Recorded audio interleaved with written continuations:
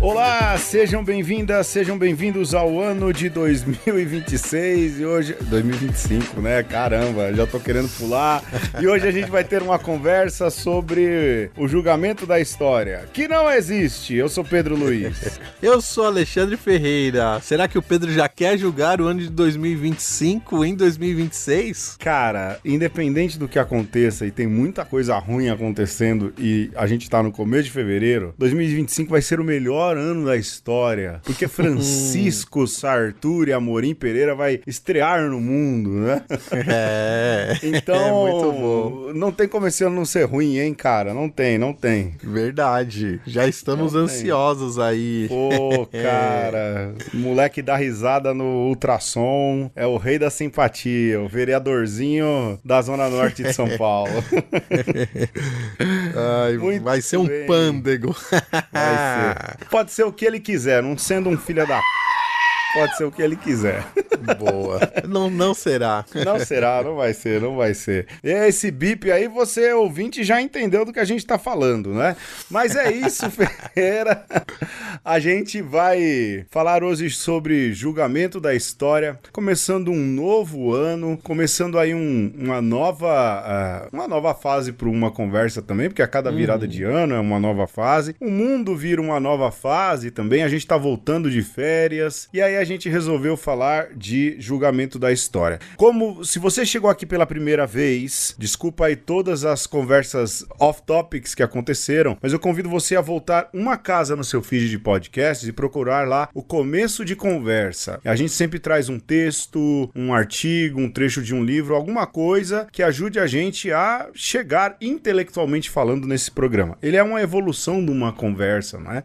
Remontando aquilo que são os primórdios de uma conversa, né, Alexandre? Em que a gente tinha um texto dentro do programa. E a gente leu, e eu tenho memórias muito boas, Ferreira, de Eric Hobsbawm, porque isso me lembra dos porões da sacristia. A gente gravou, sim, num dos pilotos lá dos porões, o Hobsbawm tinha morrido e você falou da notícia do falecimento do Eric Hobsbawm. Tá vendo só? Caramba, eu não lembro disso. Se você tem aí os arquivos, procura aí. Tenho. Num desses aí, você trouxe o assunto e você falou de Hobsbawm. Depois a gente também falou de belugas e qualquer outra besteira, mas você falou ali algo sério à época e a gente, no começo de conversa, ouviu Eric Hobsbawm, um baita historiador e que, olha, dos livros que li de Hobsbawm, não li muito, mas eu tenho aqui A Invenção das Tradições, baita livro, hein? Pra mostrar que as tradições são nada mais do que invenções, né? Do ponto de vista historiográfico é isso. Chegamos pra falar de julgamento da história, né, Ferreira? Sim, mais um tema aí mais ligado à filosofia do que à teologia, mas também, se a gente pensar em termos de tradição cristã, o tema da história, né, o conceito, o lugar teológico, como queiram, história, ele é sempre muito pertinente. Então, por mais que a gente não entre muito no aspecto da religião, não tenha dúvida nenhuma de que isso está infestando, né, pululando nas nossas mentes. Sem dúvidas. Até porque, né, Ferreira, há uma concepção dentro do cristianismo, aqui a gente falando especificamente de teologia, né, de que a história, ela tem um novo rumo, um novo significado, uma nova compreensão com a encarnação de Jesus Cristo. Ele traz aí luz sobre a história, é ele quem vai consumar a história, né, ou seja, a história vai chegar ao seu fim, ao seu termo na segunda vinda de Jesus, e toda a história, ela toma ela ganha uma compreensão à luz de Jesus. Tudo que foi feito antes, meio que a gente entende, foi para preparar a vinda do Senhor, e a gente entende da história sendo construída após a vinda do Senhor. E aí cabe muito julgamento, sim, né, Ferreira? Sim. Cabe muito julgamento assim, porque o cristianismo aí tem 2000 anos de água passando debaixo da ponte. Nesse momento, em 2025, na Igreja Católica Apostólica Romana, vivemos o Jubileu da Esperança, porque fazem 2025 25 anos do nascimento de Jesus, com os erros de cálculo, a gente deixa isso tudo de lado, mas é uma hora da gente olhar para a história também. E aí, fazer um julgamento, penso eu, Ferreira, mas fazer à luz do evangelho. Ele é o critério. Eu lembro até muito, já tô falando pra caramba, né? Você me corrija aí, né? Mas eu lembro do meu professor José Donizete Xavier, uma cabeça pensante da teologia aqui em São Paulo, e ele trouxe Javier Picasa e von Balthasar, e ele dizia que o julgamento, porque ele te deu escatologia também, né? Escatologia do mundo, acho que ele deu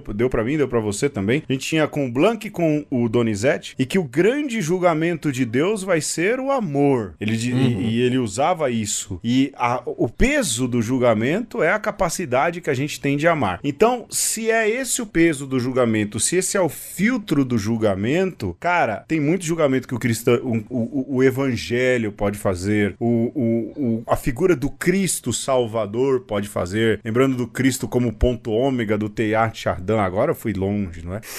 Mas foi muito, né? Mas todos esses são critérios de julgamento. Mas isso a gente pode jogar mais pra frente. Mas dá pra julgar um pouco também, segundo esse prisma, né, Ferreira? Pelo menos penso eu. Eu tô afim de julgar hoje. Sou muito julgado na vida, sabe? Mas eu tô afim de julgar também, sabe? Tô afim de julgar, me julguem. Me julguem. Pô, cara, tá bom, depois eu conto, vai. Depois eu conto. Mas, então, pegando aí esse gancho da escatologia, o nosso primeiro programa, né, Pedro? A gente falava do fim do mundo. Cara, tão saudoso. Isso é muito saudoso. E a gente não voltou muito nesse assunto, não. Mas, em termos de categorias teológicas aí, cátedras da academia teológica, a escatologia trata do juízo final. Não só, né? Mas, de um jeito ou de outro, a gente poderia falar que isso é o que primeiro o cristão entende quando se fala em escatologia. E essa ideia de julgamento da história não deixa de ser, Pedro, uma secularização desse aspecto teológico muito caro ao cristianismo e eu diria ainda ao islamismo e até mesmo ao judaísmo. Mas quando a gente pensa em mundo contemporâneo ou no pensamento contemporâneo, o julgamento da história, ele não é tão assim para um tempo onde tudo se acaba e começa uma nova existência. É de alguma maneira algo que está acontecendo agora e acontece sempre e que cada julgamento da história é uma baliza para você dizer que as coisas que aconteceram precisam ser revisitadas, né? E precisa de um certo distanciamento para você poder dizer essas coisas já se deram, já teve de alguma maneira uma conclusão. E as consequências dessas coisas podem ser vistas ainda resvalando ou empurrando as coisas no hoje. Vou dar um exemplo, Pedro, porque eu acho que eu fui muito abstrato. Vai lá. Impeachment de Dilma Rousseff. Na época, eu lembro que muita gente ficou estupefata. E muita gente falou assim, olha, ainda nós não podemos falar sobre isso, porque essas coisas ainda são muito recentes, deixa o tempo passar pra gente poder falar, né? Ou seja, deixa o tempo passar pra gente poder julgar essa história aí. Pra saber que lado eu vou tomar na história depois. Que é uma novidade também, né? Aí é que está. Aí tá o ponto, né, Ferreira? Aliás, gente, hoje de manhã eu acordo pela manhã, tô ali preparando o café e eu e o Alexandre conversando, não que sejam conversas extensas, são frases trocadas no WhatsApp, né? E o Alexandre me acorda com Olavo de Carvalho, né?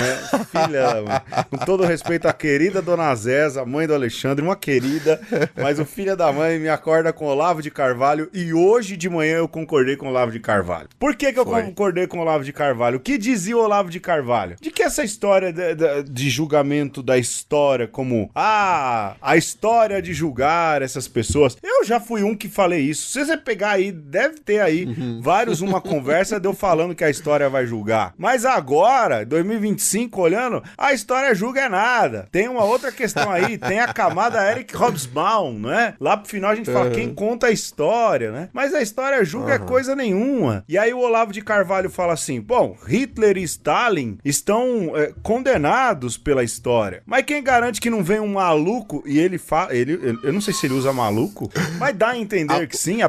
Algo a entender nesse sentido. Algo a entender, assim, que restabeleça historicamente Hitler e Stalin, pois mal saberia ele, não é? Mal saberia ele aí que a égide de seguidores aí dele, boa parte hoje, faz sinal de Heil Hitler, Sieg Heil, e acha bonito fazer, porque sim, não é? O nazismo foi restabelecido. As pessoas já não têm mais vergonha de assumir aí qualquer coisa ligada a Hitler, não é? Então, pela primeira vez na minha vida, Alexandre, Olavo, na primeira parte do discurso, tinha razão, Ferreira. Depois fica muito confuso. Não, depois ele vira Olavo de Carvalho. Depois ele vira Olavo... mas essa história... Vai, pode falar, Ferreira. Eu vou fazer ressalvas. Ainda que... Exato. Ainda que em certo sentido consiga entender o que ele está dizendo. E eu fui parar nesse vídeo por sua culpa também, Pedro. Pô, desculpa. Porque aí, quando você propôs o tema, vamos falar de julgamentos da história, imediatamente na minha cabeça veio o Hegel, né? O idealista alemão, Hegel. E aí, mas o Hegel vai para um outro lugar, né? Porque ele acredita piamente de que há não só um julgamento da história, como um espírito que conduz a história. É muito bonito, né? Até a página 2 também. E eu não tava conseguindo escapar disso. E aí eu fui falar, vou procurar alguma coisa aqui que me traga um outro ponto de vista pra ver se eu entendo a coisa de um outro jeito, né? Pra escapar do Hegel. Que sacanagem colocar o Olavo de Carvalho como crítica pertinente ao Hegel, Ferreira. Exato. E porque eu sou meio hegelista, né? Eu sou esse anarquista otimista que acha que no final as coisas vão dar certo. Tá então, bom. E aí quando o Olavo de Carvalho fala, a história não julga nada, eu falo, faz sentido. E aí quando ele dá o exemplo do fascismo e do nazismo. Não, ele fala Stalin e Hitler. Ele não fala Mussolini e Hitler. Ele usa... É verdade. E eu ia falar aqui da galera, tem gente aí, né, que fala que Stalin matou pouco também, né? Tem a galera que dá uma... Bom, eu não vou dar passada de pano em Stalin, né? Mas ele usa Fidel também de exemplo, né? Então, sim, exato. Ele usa o autoritarismo também, o absolutismo soviético.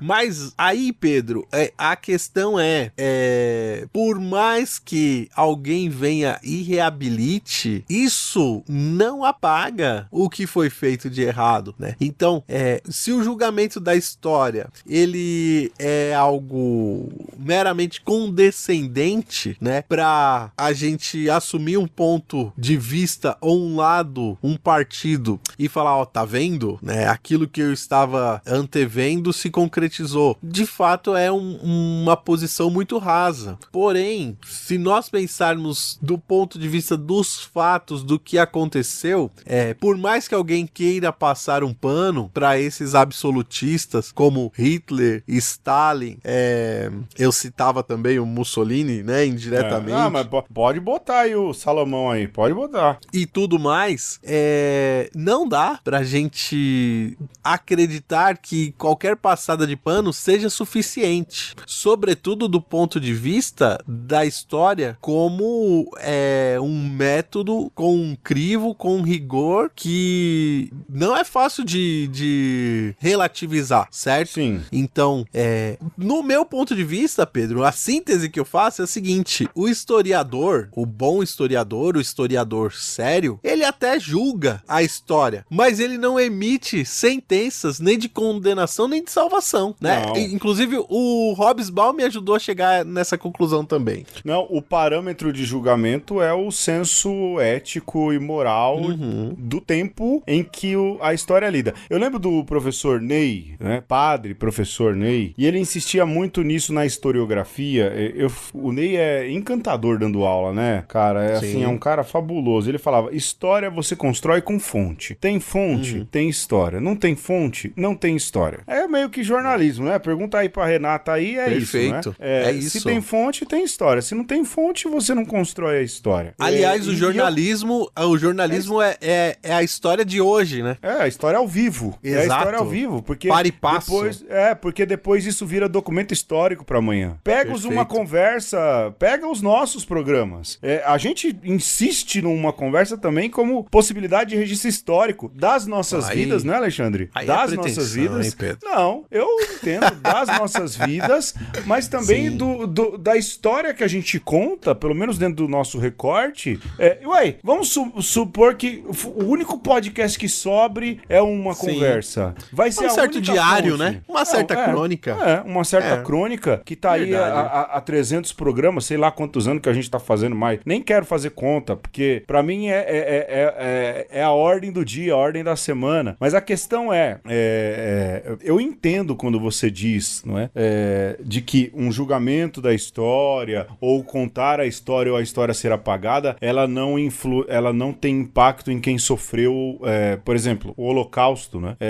O absurdo que foi o Holocausto dos judeus, ciganos, homossexuais, que aconteceu por conta do nazismo no período aí Segunda Guerra Mundial. E essa história é muito viva, porque sobretudo os judeus, lógico, foram os que mais sofreram, mas eles têm uma organização social, política, que faz questão de manter viva essa memória histórica para que, dentro de alguns parâmetros morais, as pessoas ainda se escandalizem com isso, né? Eu vi um vídeo hoje do rei Charles indo depositar lá em Auschwitz, eu não sei se você chegou a ver esse vídeo, uma coroa de flores em Auschwitz, né? E ele chorando copiosamente.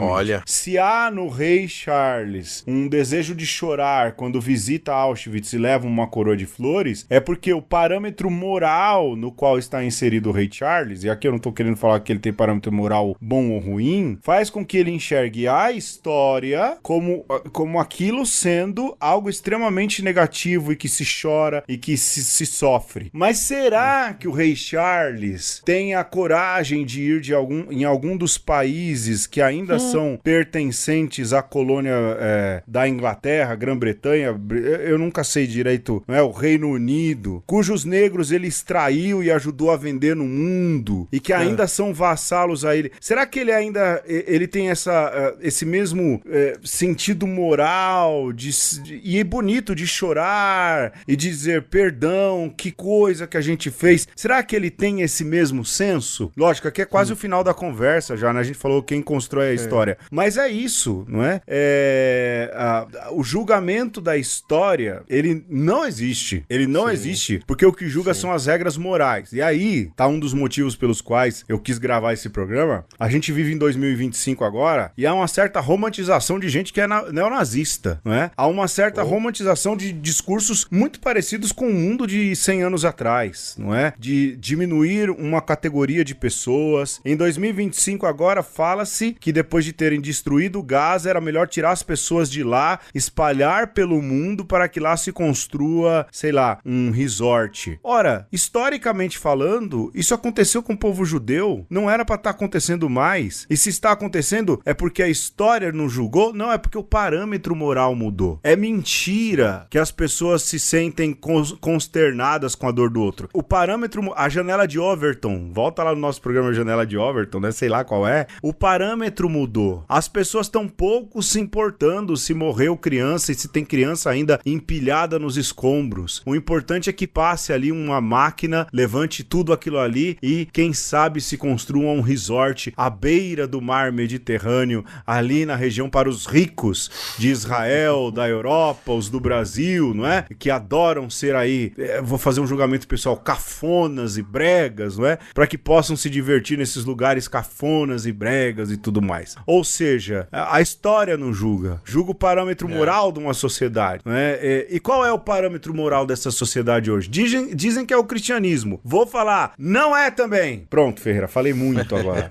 Ó, Pedro, você falou muito e... Falou me fez pensar Não, mas você me fez pensar um tanto de coisa que eu fico meio angustiado de que alguém possa ouvir isso e pensar assim, poxa, e o que os caras estão falando? Que a história é inútil, então? E eu acho que não. Não, ela não é. Eu acho que é o contrário. Quem é inútil é o sistema jurídico, né? Pô, pois Porque quando a gente pensa em julgamento, a gente pensa de alguma maneira de uma reparação, de que, tirando esse acréscimo da história, né? Se a gente pensar só no julgamento, um juiz que se depara com um réu e chega à conclusão de que, olha, então você, pessoa, cometeu esse determinado crime, vai agora cumprir essa sentença. O quanto, pelo menos na experiência brasileira, pelo menos quando eu penso na população carcerária de São Paulo e do Brasil de uma maneira geral, e eu acho que da sociedade ocidental toda e tudo que foi tocado por essa mazela na história da humanidade, todo mundo que foi julgado não foi sequer redimido, né? No máximo foi espancado, morto. Só condenado, só condenado. Perdeu algum tempo da sua vida, se não é que não perdeu a vida. E aí eu fiquei pensando aqui, Pedro, também enquanto você falava do caso de Gaza, e aí não tem como, eu trago aqui também pra nossa história brasileira, hoje é tácito, né? Todo mundo com o mínimo de bom senso sabe que, por exemplo, a escravização e o comércio e a manutenção do trabalho escravo no Brasil foi errado. E horas, pois, você não vê ninguém julgando e muito menos condenando os senhores de escravos e muito menos tudo aquilo que veio em decorrência disso, porque no fim das contas isso ainda perdura, impulsiona, né, a nossa sociedade. Você não vê nada em termos de julgamento e muito menos de condenação e muito menos ainda de reparação.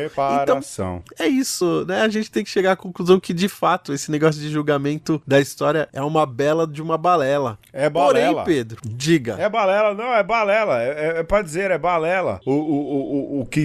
Essa história, a história ela vai ser contada, mas ela pode muito bem ser recontada, não é? A depender de quem tem a grana, de quem conta, de quem não conta, porque aí, entre os quilombolas, você tem uma conservação de memória, mas se eles querem pôr a cabeça pra fora pra contar a própria história, ela vai ser descredibilizada. Ei, lá vem com essa história aí, não é? Ei, lá vem e ninguém quer saber, já passou esse tempo, não é? Então, de fato, não é? Não existe. Existe o critério moral que olha pra história e pode dizer esse fato é bom ou ruim, não é? E esse é perigoso também, digo eu. Mas vai lá, Ferreira, vamos lá. Sim. Vamos pra frente. Não, Ferreira. eu só quero terminar esse bloco, Pedro, lembrando de quando essa bravata, ela é usada, geralmente, né, como recurso retórico. Então você vê muito em câmaras legislativas, alguém da oposição falando, vocês serão julgados pela história, por aquilo que vocês estão fazendo agora, por determinada lei ou por determinado viés que tá sendo tomado ali do ponto de vista político. E geralmente é nessa posição, né? O derrotado se colocando contra os demais e o caldo já entornou, já não se tem o que fazer, seu voto foi vencido, então você usa isso como uma bravata, né? Então, a partir daí, você já sabe que vai ter uma bifurcação de narrativas, né? Sim, e é um pouco o inferno que a gente vive nos dias de hoje, de modo que a gente chega a ter um Brasil que se preocupa em contar uma história de fato com bases rigorosas de metodologia historiográfica, e tem um Brasil paralelo. Mas não conta, Ferreira. Pra terminar, Brasil paralelo é isso, né? História sendo reescrita. Não podemos falar, né? É o perigo de ser processado. Os caras processam, bota o robô pra ouvir. Mas eu vou dar um exemplo. A gente mora em São São Paulo, e aqui onde a gente mora não tem uma avenida ou praça com o nome de Getúlio Vargas, porque a gente tretou lá, né? Revolução Constitucionalista e o caramba 4. Quem sou eu? Mas o Brasil tem uma imagem, eu acho engraçado, cara, sabe? A imagem super positiva que se tem do Getúlio Vargas no Brasil, por parte de muitos setores, cara, muitos setores progressistas, conservadores e tal, mas que se esquece que a gente só não se aliou ao nazismo no período da Segunda Guerra por causa do navio, porque o pezinho do Vargas tava ali, mas muito amiguinho do fascismo. Coçando. Né? Pô, cara, a gente tinha até os nossos a gente tinha a nossa versão de fascismo aí, cara, né? Leiam Uma das Coisas Esquecidas de R.S. Rose, é um baita livro, foi publicado ali, acho que final dos anos 90, né? Que conta de maneira pormenorizada esse namoro aí, e como é isso, né? A história, ela aconteceu, entre aspas, a história julga aí o Getúlio como um grande trabalhista e não sei o quê, mas esse cara barbarizou também, né, cara? Num período aí... E autoritário. Mundo, autoritário, namorou com o nazismo, assista ao filme Olga, não é? Preparou a cama aí pro período militar, né? Lógico, procure aí saber sobre Filinto Miller, essa turma toda aí, e é isso, quer dizer, são fatos históricos registrados e que a história no Brasil não julga, por quê? Porque é isso, você precisa construir heróis, né? E aí Getúlio Vargas vira um herói, a galera aí mais progressista, um herói do trabalhismo, porque inventou, sei lá, né, o salário mínimo, a carteira de trabalho, qualquer coisa assim. Ok, mas também era um proto-nazista, né, um proto-facho, né? E outra, não foi... Bom, enfim, vou parar aqui, senão a história vai me julgar daqui a pouco. Vamos ouvir... Ferreira, fala aí sobre a musiquinha que a gente vai ouvir agora, Ferreira. Olha, nós vamos ouvir uma música que vem de um universo paralelo, porque afinal de contas, todo mundo cria suas paralelitudes, né? E multiversos e tudo mais. Eu também quero criar um universo paralelo, onde existe um grande pensador que, em vez de escrever livros, ele fez discos, né? Então eu inventei, sonhei, né? Fui acertado por uma luz divina cósmica que me mostrou o vislumbre da existência de Hobbes Brown, que é um grande pensador brasileiro, viu, Pedro? Porque aí, os grandes pensadores brasileiros não escrevem livros, eles gravam discos. Então você vai escutar aí, como diria Hobbes Brown, que é uma revisitação aí daquela provocação que o Pedro trouxe do texto da semana passada. Pedrada, gente! Vamos lá, a gente volta daqui a pouco.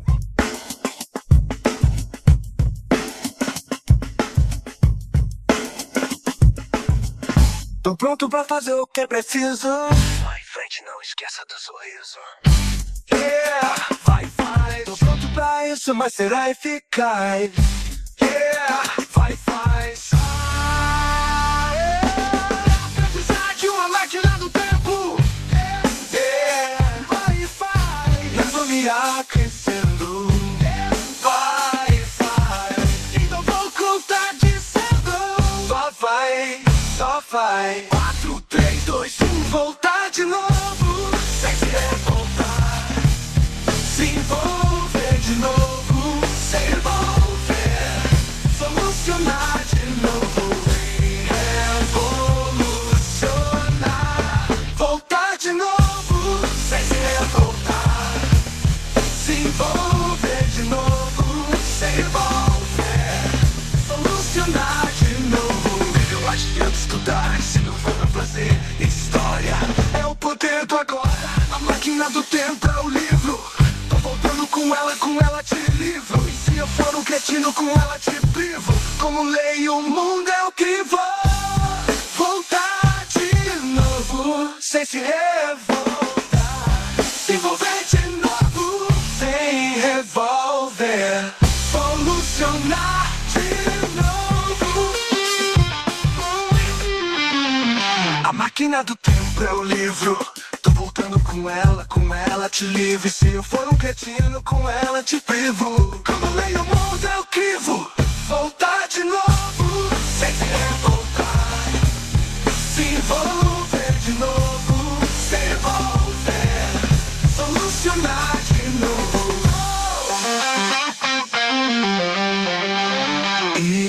passado pra parar de errar.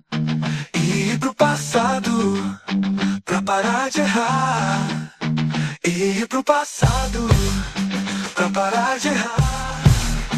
Ir pro passado pra parar de errar. Voltar de novo sem se revoltar. Se envolver de novo sem revolver. Solucionar de novo e revolucionar. Ir pro futuro é pra quem sobreviver. Ir pro futuro é pra quem sobreviver. Ir pro futuro é pra quem sobreviver. Ir pro futuro é pra quem sobreviver. Voltar de novo sem se revoltar. Se envolver de novo sem revolver.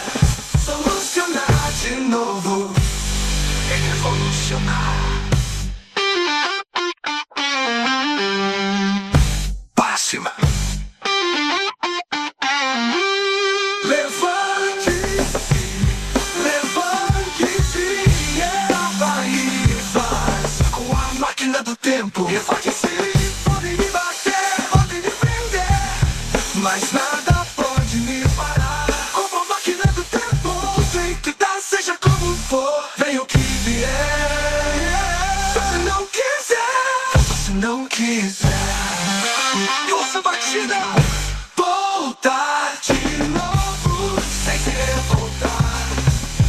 Se envolver de novo sem revolver. Solucionar de novo. Vem comigo, nego. Vem comigo, nego. In fact, the Dream Machine is a time machine, you know. E neste episódio nós estamos falando do julgamento da história e nós temos que chegar à conclusão de que sim, há um julgamento, mas de fato ninguém é condenado e ninguém é salvo, né? Esse julgamento é dado no âmbito moral e a gente tem que chegar à conclusão de que sim, algumas figuras podem ser redimidas ou revisitadas e isso não necessariamente para um lado positivo, né? Assim, as figuras podem ser revisitadas, inclusive, para se chegar à conclusão de que elas são bem piores do que se imaginava. Porque esse é o trabalho da história. Até porque a historiografia, né? Esse processo de escrever a história, ele não é um processo fechado que canoniza, sacramenta e pronto, acabou. Não. É sempre um campo do saber que está sempre a ser construído, né? Então, a gente não pode cair nessa arapuca de achar que revisitar o passado e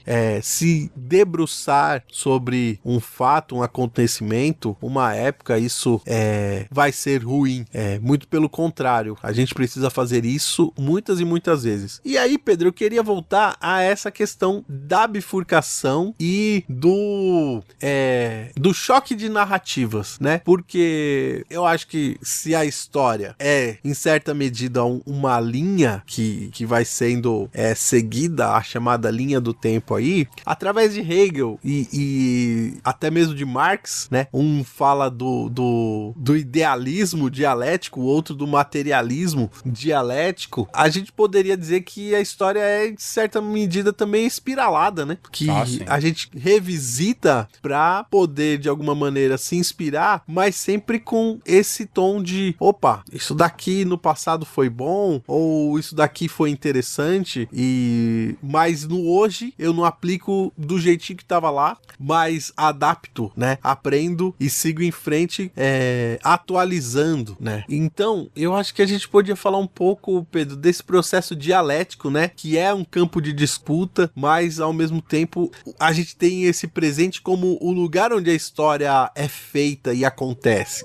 Virou um campo de batalha, hoje virou um campo de batalha histórico, né, Ferreira? Mas eu lembro do Ney de novo, eu vou trazer o Ney, ele dizia, a história é feita de continuidades e descontinuidades. Há Sim. coisas que elas continuam e porque pararam lá na frente, outras que descontinuam e depois vão virar continuidade mais à frente, e acho que esse sentido dialético tá aí também, não é? No que é interessante continuar, no que é interessante descontinuar. Isso do ponto de vista de história, de historiografia também, não é só contar, não é? A história, não é só interpretar também, mas o que vai ser contado, o que vai ser interpretado, isso convém, e não é nem tanto pelo historiador, né? Convém muito, por exemplo, a quem é o contador da história, né? Ou quem faz a análise da história. Por exemplo, teve um cara, eu tô tentando me lembrar o nome, que entrou nos arquivos do Vaticano e fez lá o livro do Pio XII, o Papa de Hitler, eu não lembro o nome do cara. Mas há uma outra corrente que lê que o Pio XII acolhia judeus, ou seja, você tem documentação histórica também, né? Por um lado e por um outro, dentro de fontes e dentro de continuidades e dentro de descontinuidades também. Porque eu acho, e aí você falou de narrativa, eu acho que tô viajando nessa parte, mas ok, paciência, quem tá ouvindo a gente já tá acostumado, não é? Eu acho que a gente chega num ponto da nossa conversa agora que é o de quem conta a história, não é? De quem conserva algumas continuidades ou descontinuidades. De novo, o bingo de uma conversa, né?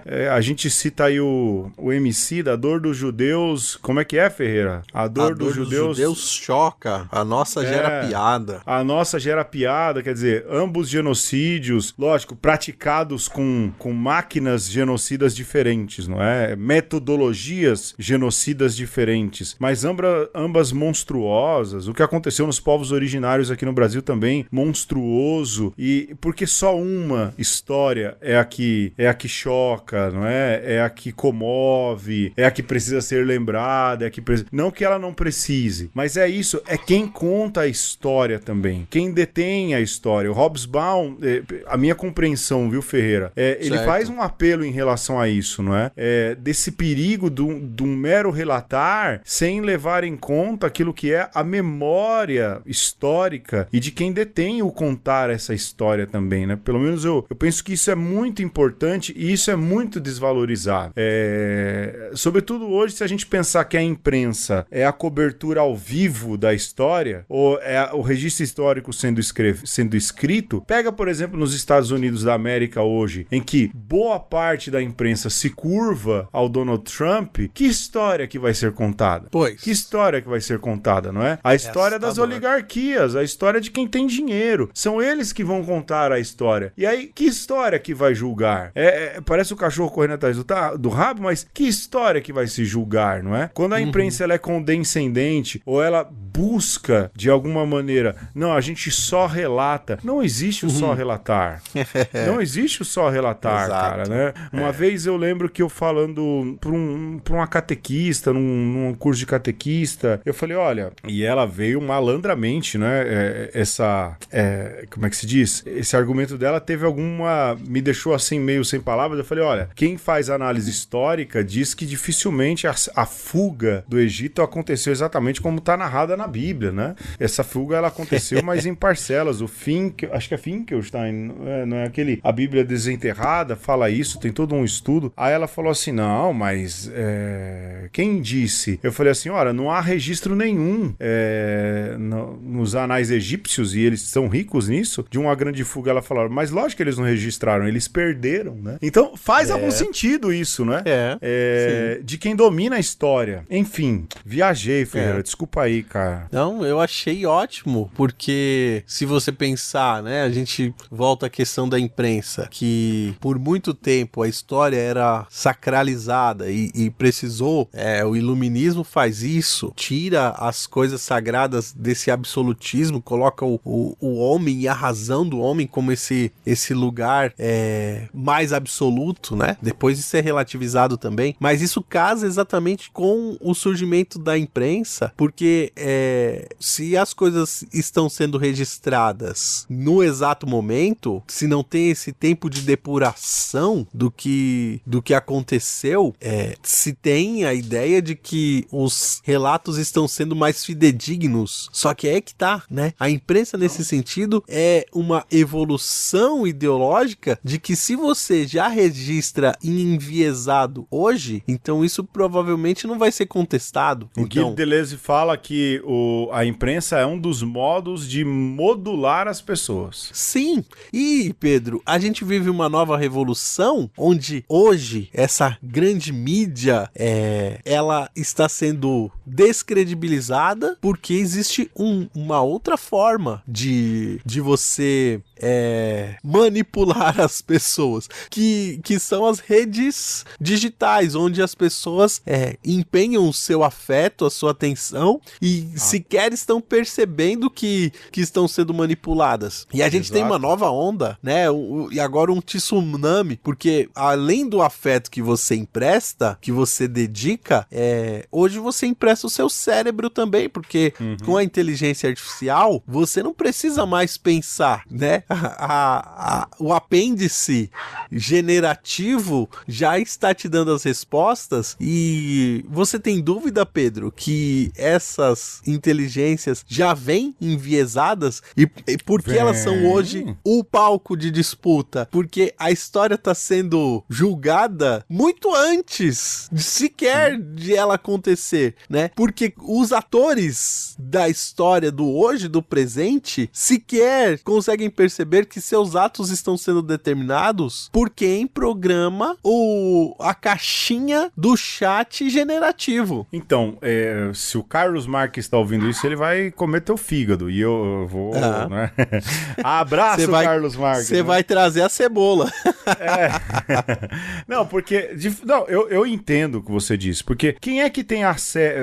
A inteligência artificial, ela é treinada por aqueles que a acessam, não é? Por aqueles que dão ali os nutrientes para que ela seja uma inteligência artificial. Mas quem é que está acessando isso? Quem é que está dando esses dados? Quem é que está alimentando? Existe o velho caso aí de gerador de imagem, eu não sei se foi do Google, eu não lembro qual empresa que tinha essa geração de imagem de inteligência artificial, que tinha uma baita dificuldade de retratar pessoas pretas, não é? Por quê? Porque quem treinou foi gente branca. E essa máquina inteligente e inocente, ela reproduz aquilo que a alimenta, não é?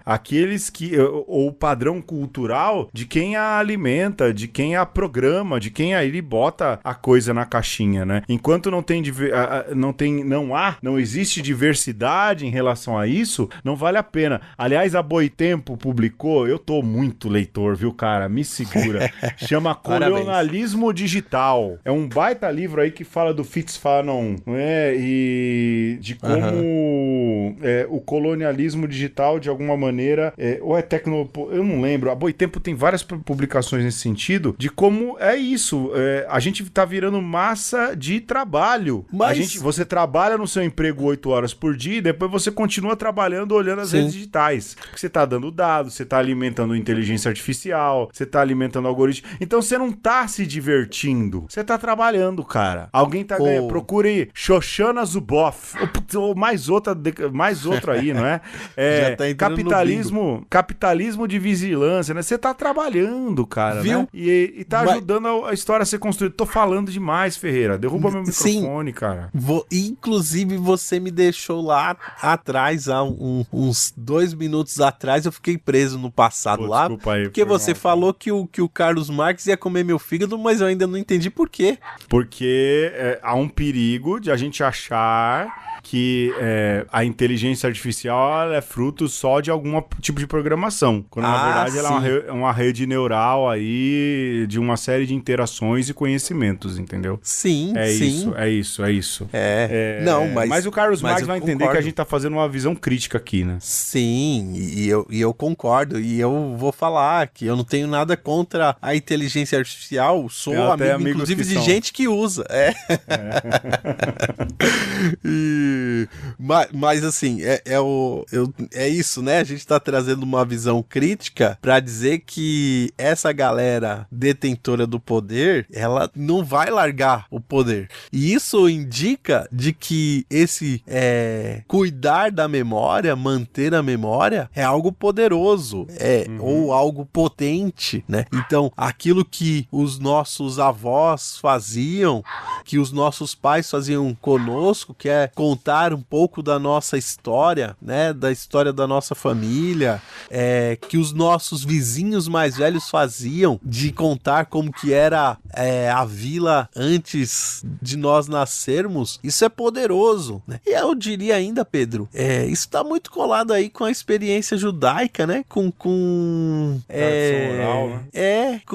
Com a experiência ali do povo do livro, ou dos povos do livro, que a memória foi tão sacralizada que, inclusive, né, sacralizaram a escritura e condensaram a palavra como se somente a palavra registrada fosse palavra de Deus, e a palavra de Deus é muito maior do que a palavra que passou pela prensa de Gutenberg, hein? Mas para dizer que a memória e o sentido que se dá para aquilo que aconteceu, e a gente pode fazer até o link com aquele outro cara lá que fala do sentido da vida, Clodovis Boff? Frank alguma coisa lá. Cara. Victor meu Frank. Deus do céu, Victor Frank. Vitão. Logoterapia. Isso, né? Que tudo acaba desembocando nisso. Qual o sentido que a gente vai dar para as coisas, né? Qual o sentido? E isso é poderoso e isso é potente. Então, a gente saber que existem narrativas divergentes, a gente se ligar de que tem gente querendo dominar a narrativa e com criticidade a gente conseguir olhar uma narrativa e outra e conseguir fazer a nossa própria síntese, isso é libertador, né? Sim, sem dúvidas.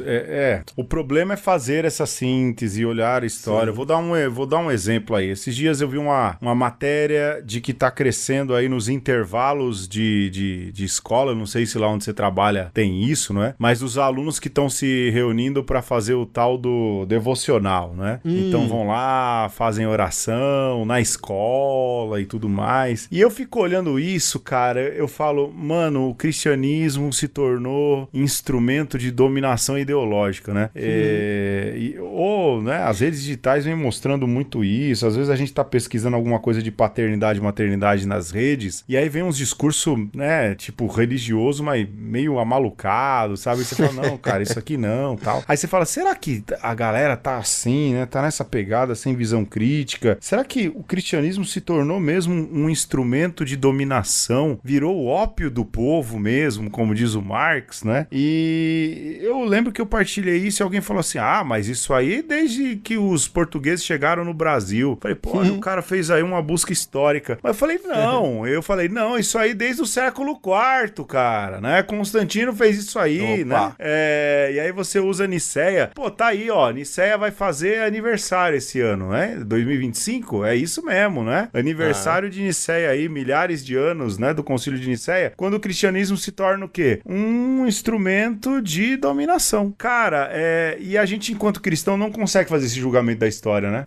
A gente não consegue fazer entender de como a gente tem a nossa fé usada, a figura de Jesus usada, aquilo que a gente deposita nas nossas vidas, como tá sendo utilizado aí pra fazer barbaridade, né, cara? Pra alienar pessoas. Jesus Cristo foi tudo menos um alienador de pessoas, e aí a religião virou um fator alienador. Não tem julgamento da história. E quem conta a história? Quem detém o cristianismo, né, cara? Sim. Quem detém o cristianismo. Padre Cícero é um exemplo disso também, né, Ferreira? Padre Cícero Romão Batista é um exemplo disso. Quem detém a história do Padre Cícero? Quais são as histórias que se conta? Ou seja, a história hoje é quem conta a história, quem detém a história. E a nossa parcela, a massa trabalhadora, a massa do povo, ela não tá aí mais pra contar a história nem para fazer história. Ela é passiva, né? Deixa que as redes contam as histórias. Deixe que a inteligência artificial registre a história. Deixe que os veículos de imprensa registrem a história. Não, é a gente que tem que registrar a história. É a gente que tem que fazer isso. Se a gente não tomar, Hobsbawm fala isso, né, Ferreira? Se a gente não tomar de posse isso, o julgamento da história, de novo, vai continuar sendo uma bobagem, uma falácia. Mas nem a história vai ter. Nem a história vai ter. Sei lá, tô pessimista, Ferreira. Sim. Eu penso que por tudo isso, por mais que a gente possa falar que não exista esse julgamento social estabelecido, não existe um tribunal onde a coitada da história é levada e julgada, existe sim um julgamento que acontece em cada consciência, né? E é um trabalho difícil e, como tudo na vida que vale a pena, né, Pedro? Dá trabalho. E eu acho ainda, né, que a memória, nesse sentido mais cru, né? Se a história de alguma maneira já é lapidada, burilada, empacotada, invernizada, a memória é algo muito pessoal, é algo muito próximo de cada um de nós, né? Muito, eu diria, íntimo até. E a memória, Pedro, ela é ancorada pelo afeto, né? Então, o que vai fazer sentido e o que vai nos impulsionar pra frente? Aquilo que a gente guarda de uma maneira afetiva. E isso é importante, né, pro hoje. E isso vai nos ajudar a contar a história do nosso ponto de vista. Então, existe um trabalho a ser feito por cada um de nós, que é o de visitar as nossas memórias com essa âncora do afeto para que a gente depois transmita. Isso me tocou. Isso passou por mim e me transformou. E aí eu vou dar um exemplo bem de professor de história, porque ultimamente é uma coisa que eu tenho sido. Boa. Quando, Pedro, eu tava na escola, a palavra descobrimento tava muito ligada com algo que aconteceu há mais ou menos 500 anos atrás, e pra mim bastava, né? E eu me entendia brasileiro também a partir dessa âncora afetiva de algo que eu aprendi, né? Sem muito crivo, e até achando bonito em certa medida. Hoje em dia, Pedro, eu não uso de maneira nenhuma a palavra descobrimento. E, inclusive, nem pode.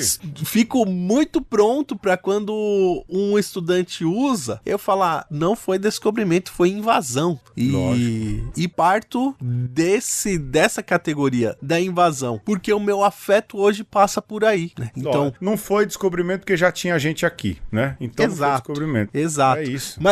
Mas você percebe que os afetos, eles nos movem e nos comovem e faz com que a gente revisite as nossas memórias, e aí esse julgamento, ele é salutar, né? E é um processo até parecido com o que acontece na terapia, né, Pedro? Que a pessoa vai lá, junto com o psicoterapeuta, e revisita a sua história pessoal, e aí descobre coisas que talvez não estavam tão claras, e ressignifica aquilo que aconteceu e percebe, opa, peraí, então quer dizer que eu tô meio bagunçadinho hoje por causa daquilo que aconteceu e que eu não processei direito, né? Ou processei de uma maneira que me levou a um dano, né? A um trauma. Veja. É isso. Então, conseguimos escapar, Pedro Luiz, do julgamento? Cara, de certa forma, não, mas de certa forma, sim.